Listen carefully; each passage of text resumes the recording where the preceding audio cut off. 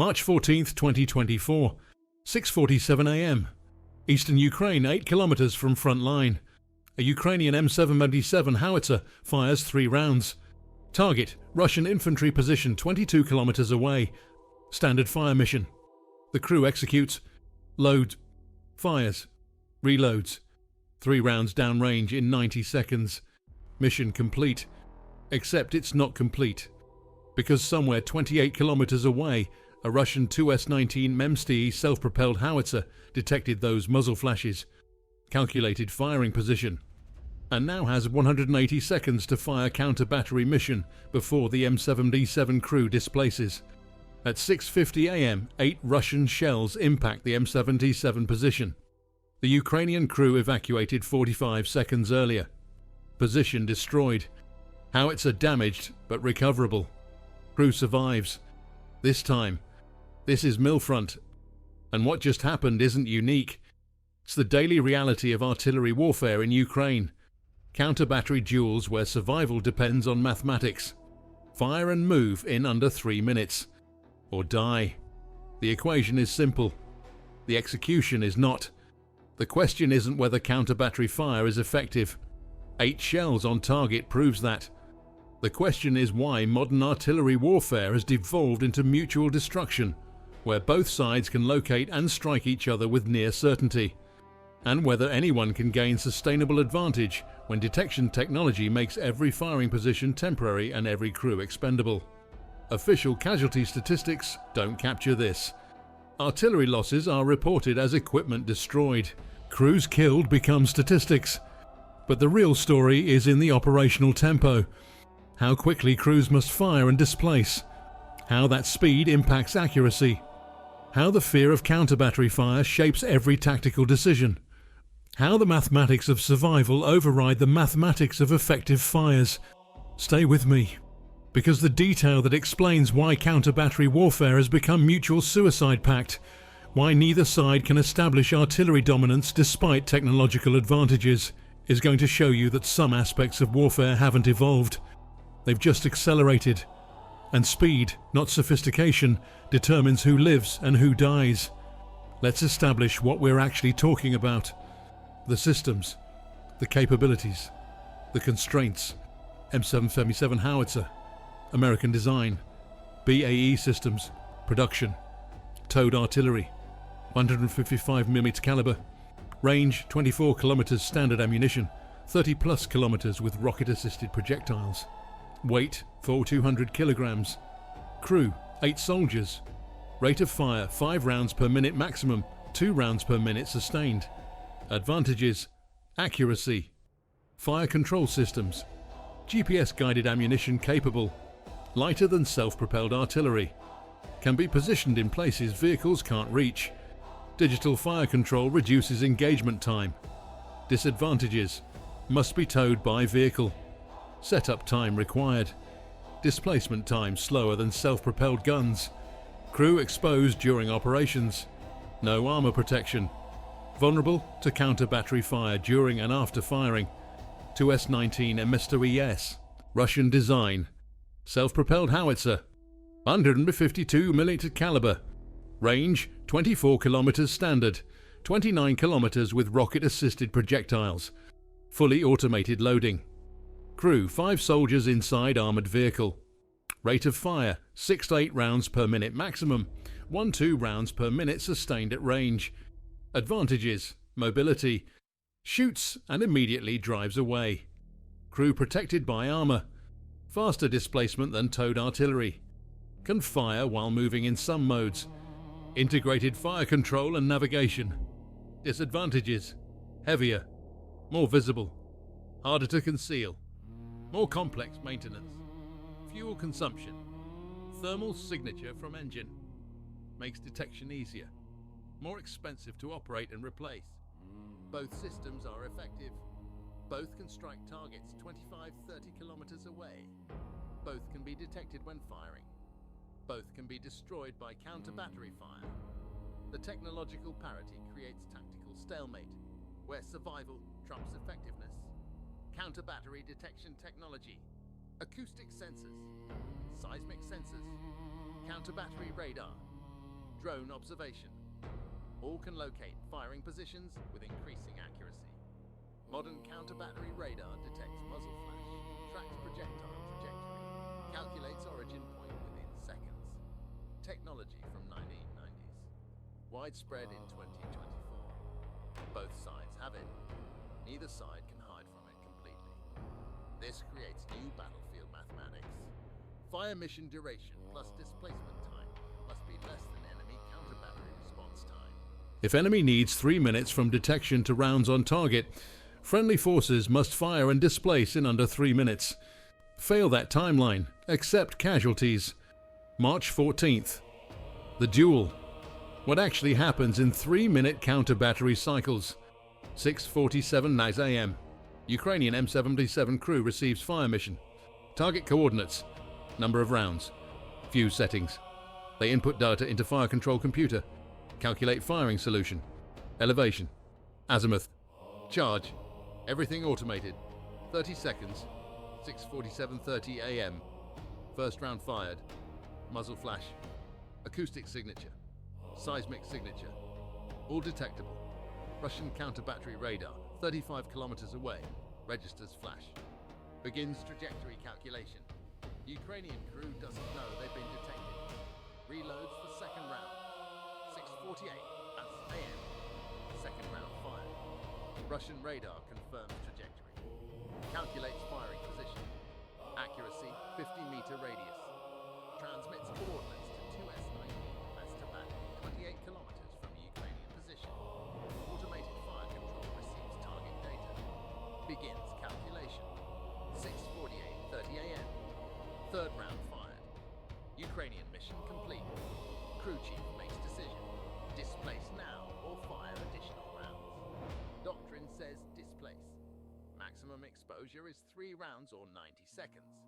Whichever comes first. Crew begins shutdown procedures. This decision matters. Remember it. 6:49 AM. Ukrainian crew attaches howitzer to tow vehicle. Begins displacement. They've been stationary for 2 minutes. Russian 2S19 completes firing solution. Loads rounds. Targets don't need precision. Area bombardment. 8 shells programmed for impact across 100-meter radius around calculated position. 6:49:30 AM. Ukrainian howitzer moving. 200 meters from firing position.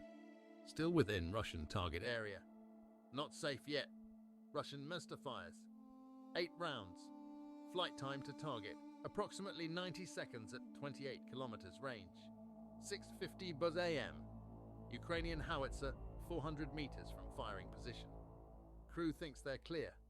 Standard displacement puts them beyond likely counter-battery impact zone. They slow down. Not urgent anymore. Mistake.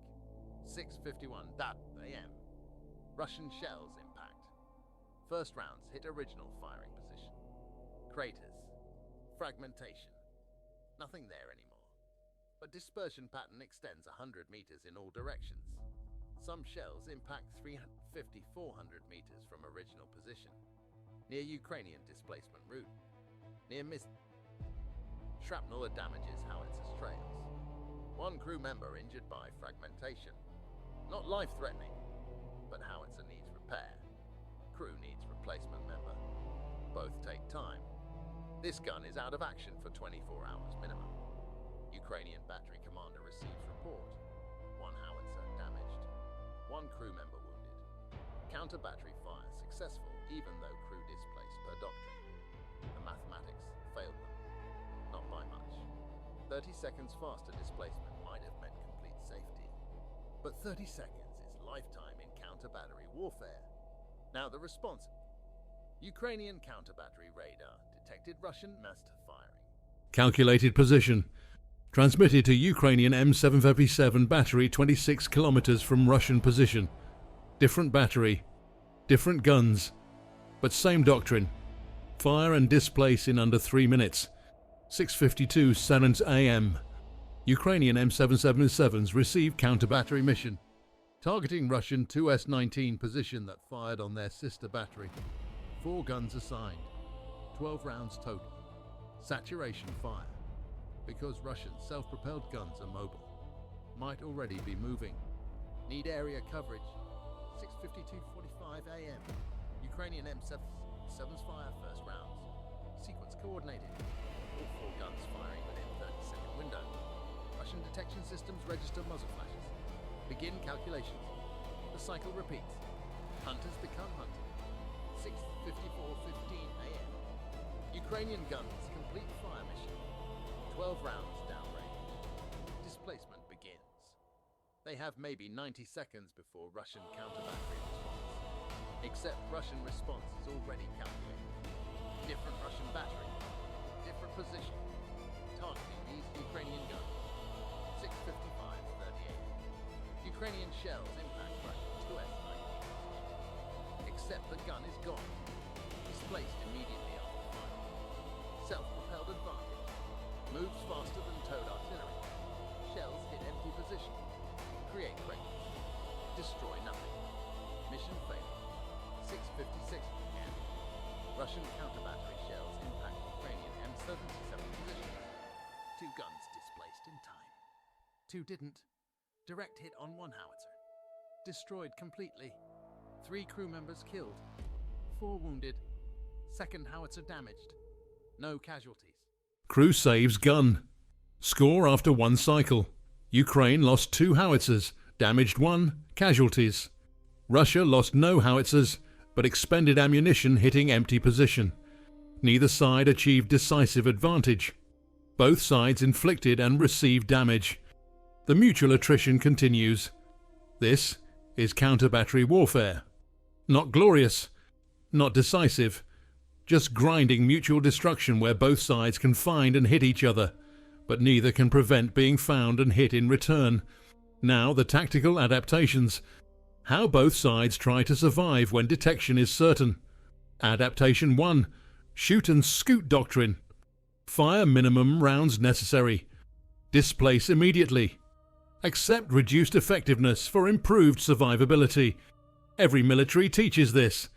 Every crew tries to execute. Success rate varies. Sometimes you're fast enough. Sometimes you're not. The mathematics are brutal. Adaptation 2. Decoy positions. Create fake firing positions. Hope enemy wastes counter-battery ammunition on empty ground. Works sometimes, until the enemy learns to distinguish real from fake, then starts ignoring decoys. Arms race between deception and detection. Adaptation 3. Dispersion. Spread artillery units far apart. Forces enemy to target multiple positions separately.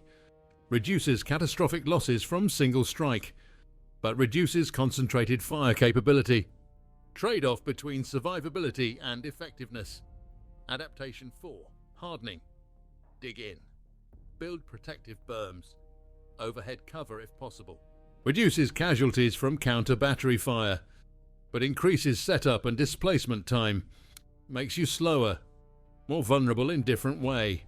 None of these solve fundamental problem. Technology makes detection near certain. Both sides have similar detection capabilities. Both sides have similar strike ranges. The parity creates mutual vulnerability neither can escape. Ukrainian advantages. Western fire control systems. Better coordination. GPS-guided ammunition when available. Superior training on some systems. Real-time intelligence from NATO sources. None of these prevent detection. Just improve accuracy and reduce engagement time slightly. Russian advantages.